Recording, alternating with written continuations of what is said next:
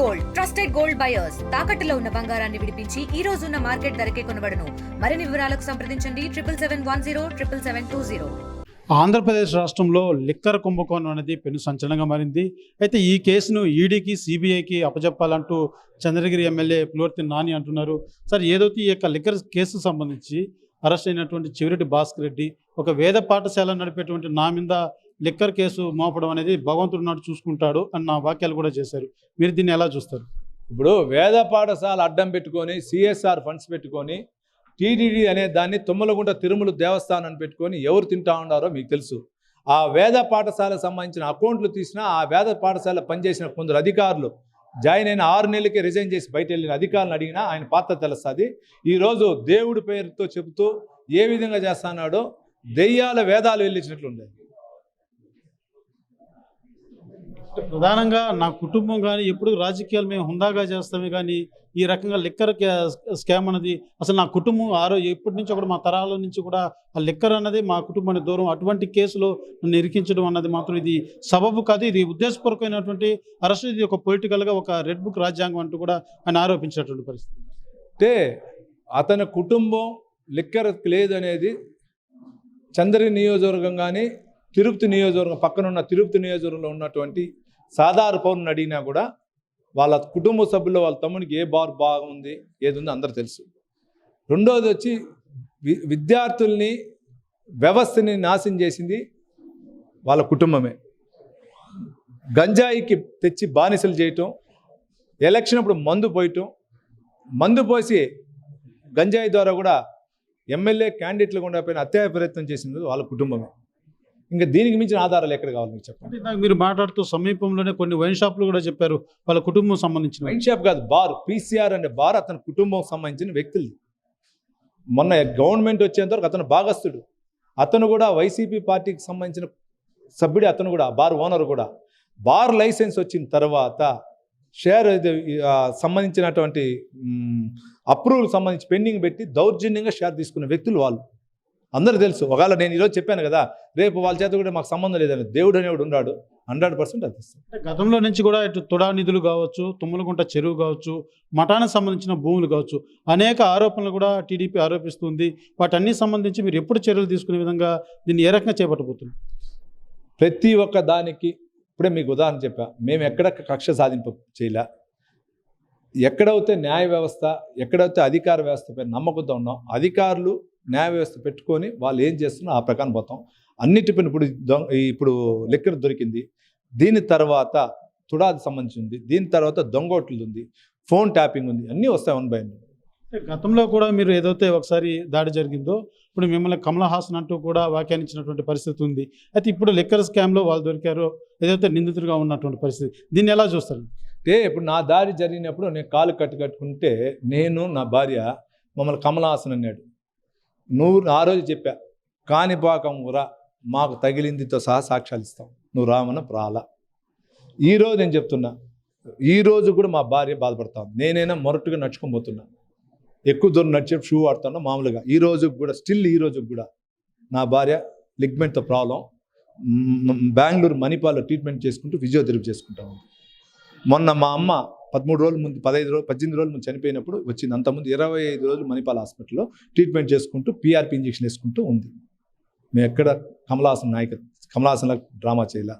నువ్వు తుమ్మలగుంట అపరిచితుడు, నిమిషానికి ఒక మాట, సెకండ్కి ఒక మాట మాట్లాడే వ్యక్తి నువ్వు ఏ విధంగా మాట్లాడో మొన్న అన్నీ చూస్తూనే ఉండరు రాష్ట్రంలో ప్రజలు, ముఖ్యంగా చంద్రగిరి నియోజక ప్రజలు చూస్తున్నారు.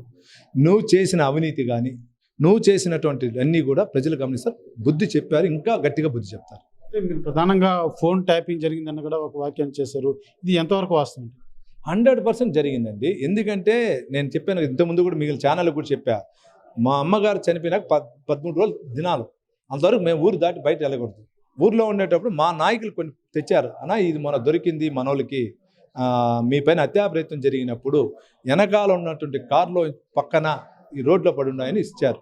ఏమంటే వాళ్ళే చూసి చెప్పారన్న మా ఫోన్ నెంబర్లు అన్నీ ఉన్నాయని. చూస్తే కాల్ డేటా లిస్ట్, అదంతా కాల్ డేటా లిస్టు ఆ కార్లో ఉందంటే, ఆర్సీపురం మండల నాయకులకు సంబంధించి కాల్ డేటా లిస్టు ఉందంటే మిగిలినన్నీ కూడా చేస్తుంటాడు కదా. ఇది ఒక ఎత్తు. ఎలక్షన్ 4 నెలల ముందు ఒక అజ్ఞాత వ్యక్తి ఫోన్ చేశారు, ఎవరైనా తెలియదు, వాట్సాప్లో చేసి మీరు ఫోన్లో ఏది మాట్లాడొద్దండి. మీకు ఒక అభిమానంతో చెప్తున్నాను, నేను ఏ పార్టీ కాదు, మీరు పోరాటం చేసే దానిపైన బాధ్యత నేను చెప్తున్నాను చెప్పడం జరిగింది. అంటే దీనన్నీ దాన్ని ఆ రోజు టేక్ ఇట్ ఈజ్ వదిలేసాం. కానీ ఇవన్నీ చూస్తే 100% ఫోన్ ట్యాపింగ్ జరిగింది అనేది నిదర్శనం ఉంది. కాబట్టి నేను దీనిపైన కూడా దర్యాప్తు చేయమని లెటర్ రాస్తాను. ప్రధానంగా ఏదైతే చెవిరెడ్డి భాస్కర్ రెడ్డి అరెస్ట్ అయిన తర్వాత పూర్తిగా చంద్రగిరిలో రాజకీయంగా వైసీపీని దెబ్బకొట్టేందుకే ఈ రకంగా ఈ యొక్క స్కామ్లో ఇరికించారన్నది కూడా ప్రధానంగా వాళ్ళ నాయకులంతా కూడా ఆరోపిస్తున్నటువంటి పరిస్థితి. మేము రాజకీయంగా ఇరికించాలంటే ఎలక్షన్ అయిన నెలకి ఇరికించుంటామండి. నా పైన హత్యా ప్రయత్నంలో అతను కుటుంబ సభ్యులు అందరూ ఉండారండి. మేము ఎక్కడ చేయలే. రాజకీయం అని మా పెద్ద ఆయన గారు రాజకీయంగా పోతాడు. ఏదున్నా ఇటువంటి దానికి ఆయన ఒప్పుకోడు. కాబట్టి అతను మాట్లాడేదంతా అంతే. అతను చేసిన తప్పులను డైవర్ట్ చేసుకుంటూ, అతను చేసిన అవినీతి భాగవతం డైవర్ట్ చేసుకుంటూ దీనికి కలర్ పులుస్తున్నాడు. దీనికి జగన్మోహన్ రెడ్డి గారు వత్తాసు పలుకుతున్నాడు. జగన్మోహన్ రెడ్డి కుటుంబ సభ్యులకు కూడా తెలుసు ఎంత డబ్బు తిన్నాడా ఇతను అని కూడా సెల్లో పోయి సజ్జల రామకృష్ణారెడ్డి గారు కూడా తిట్టేసి వచ్చారంట. ఏరా నువ్వు ఇంత చేసినావని అంటే చెప్పుకోవటం వాళ్ళకు కూడా తెలుసు. కాబట్టి టాపిక్ డైవర్ట్ చేసుకుంటూ లబ్ధి పొందాలని చూస్తున్నాడు. గతంలో ఏదైతే ఆ వైసీపీ అధికారంలో ఉన్నప్పుడు చెవిరెడ్డి భాస్కర్ రెడ్డి పూర్తిగా మీరు ఇందాక ఒక ఆర్డీఓ పేరు కూడా ప్రస్తావన చేశారు. అంటే పూర్తిగా అధికార వ్యవస్థనంతా కూడా రాష్ట్ర ప్రభుత్వం చేతిలో లేదు, ఒక చెవిరెడ్డి చేతిలో ఉన్నట్టుగా మీరు ఇందాక ఆరోపించినటువంటి పరిస్థితి. వాస్తవానికి అటువంటి పరిస్థితులు అప్పుడు ఉన్నాయా? 100% అండి. ఆ రోజు పరిస్థితి చెవిరెడ్డి భాస్కర్ రెడ్డి కన్ను సన్నల్లో వ్యవస్థ నడిచింది. ముఖ్యంగా ఉమ్మడి చిత్తూరు జిల్లా, పక్కన ఉన్నటువంటి నెల్లూరు జిల్లా కానీ ఆయన కన్ను సన్నలో జరిగింది. కలెక్టర్ గారు కానీ, ఎస్పీ గారు కానీ, డిఆర్ఓలు, ఆర్డీఓలు అంతా లెక్కల మీకు. ఎందుకంటే దొంగ ఓట్లకు సంబంధించిన RDO logins, MRO logins, BLO logins ఏ విధంగా కేవైసీ ఆఫీసులో పనిచేసింది ఉదాహరణ. దీని మీద చెప్పాల్సి మళ్ళా ఆ రోజు ఉన్న కిరణ్ ఆర్డీఓ, ఈరోజు మెప్ప అధికారి, అతని పాత్ర ఎంత అనేది అందరూ తెలుసు. దొంగ ఓట్లకి సంబంధించి రాష్ట్ర వ్యాప్తంగా కర్మకర్త అతనే అండి. చివరిగా ఏదైతే వెంకటేష్ నాయుడు లాంటి అనేక మంది బలగం చెవిరెడ్డి చేత ఉంది అనేసి మీరు ఇందాక ఆరోపించారు. వాస్తవానికి అటువంటి అనుకోవాలా, లేకపోతే వాళ్ళు మనుషులు ఉన్నారని భావించాలి? అంటే వెంకటేష్ నాయుడు లాంటి చాలా మంది వెంకటేష్ నాయుడు ఉన్నారు, పేర్లు తెలియదు. ఇప్పుడు ఉదాహరణకి ఇక్కడ ఉండే పిఏ లోకనాథ్ రెడ్డి అని ఉన్నాడు. అతను వెంకటేష్ నాయుడు కంటే పెద్ద డాన్. మీకు చెప్తాను, అటువంటి వాళ్ళు చాలా మంది ఉన్నారు. వీళ్ళందరినీ పెడితే ఒరిజినల్ న్యూస్ వస్తుంది బయట.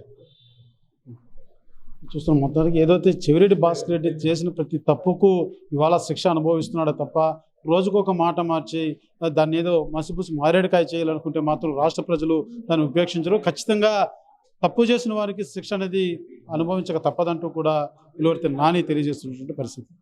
కెమెరా పర్సన్ కోటితో సురేష్, RTV, తిరుపతి. తెలుగులో న్యూస్ కి ఫాస్టెస్ట్ యాప్ ఇప్పుడు టోటల్లీ న్యూ అవతార్లో జస్ట్ 5 seconds లో కంప్లీట్ న్యూస్. సోషల్ మీడియాలో ట్రెండ్స్ కి one stop solution. Live TV app voice search option తో ఇప్పుడే డౌన్లోడ్ చేయండి లేదా అప్డేట్ అయిపోండి. యాప్ లింక్ డిస్క్రిప్షన్ లో ఉంది.